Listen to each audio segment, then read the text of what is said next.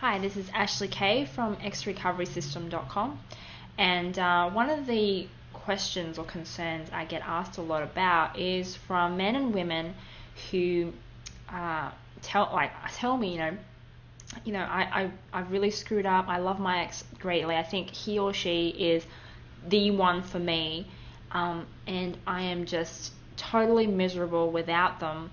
And what can I do to get them back? What can I do right now? Because I feel like I'm absolutely dying and I'm miserable without them. So when I instantly hear that, basically the fact when they say my ex is the one for me, and I need to get them back, I'd have to get them back, or else I'm going to be miserable and I'm going to die, sort of thing. When I get that impression from somebody asking me for help, instantly red flags go up, because I know that person is putting their ex on a pedestal. They're putting themselves in a bit of a hole because they're giving their ex too much power over them. Okay, if you feel like you're someone who can relate to that, if you feel like you might have been really recently after your breakup and you feel like, this is the one for me, I need to get this person back. If I don't get this person back, I may never ever be happy again.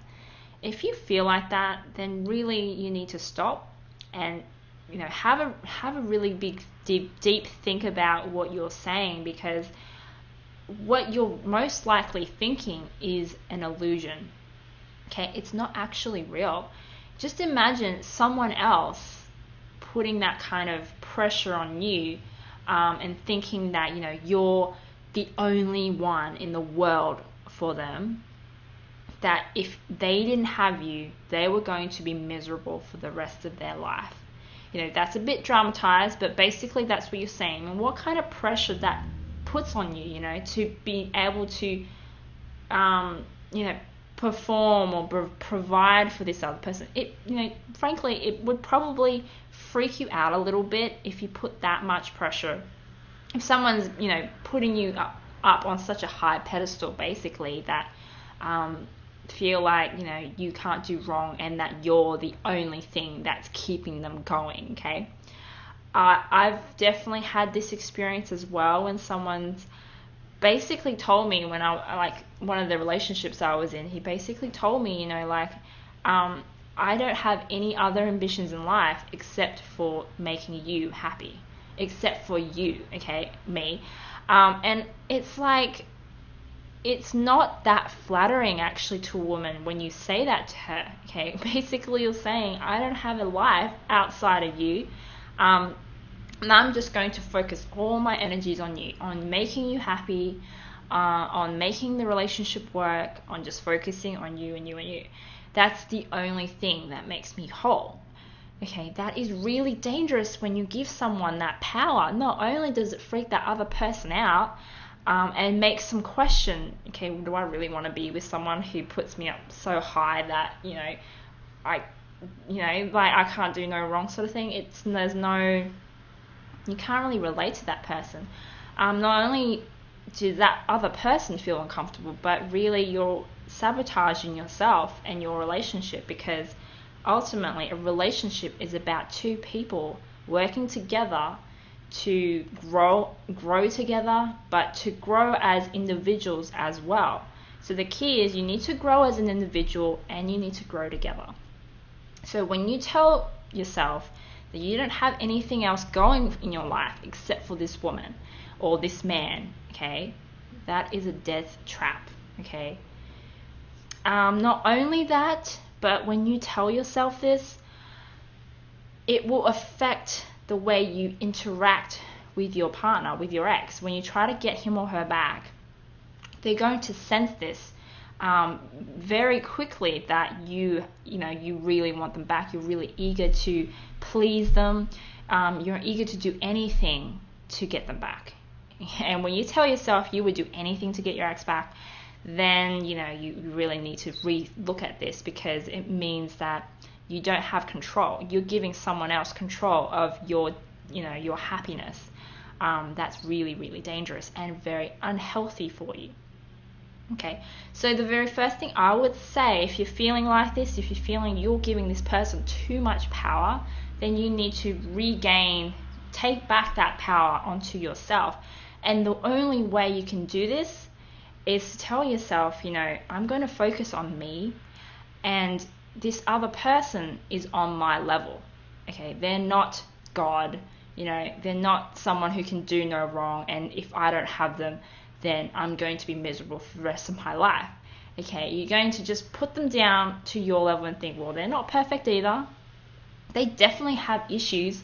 They contributed to the relationship breaking down. They didn't treat me very well. And, I deserve someone better than that. If that person is willing to put effort into the relationship and meet me halfway, then great, we can work something out. But if they're not, then I'm no longer going to put that person on a pedestal and think of them as this great being that I can't touch, because that is just not true. That's in your head.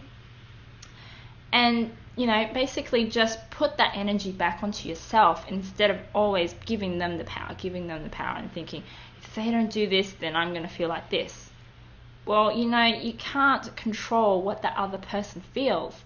You can only control how you feel and how you react to different things. So if they're not going to give you the response that you need, well, then you're going to say, well, I'm going to give myself that. I'm going to give love to myself. So I don't care as much if they don't give me that love or that attention that I desire.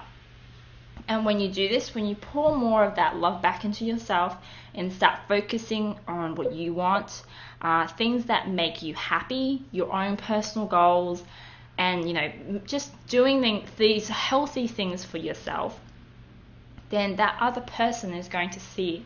They're going to notice that, oh, he is not putting all his energy on me, or she is not putting all this energy on me.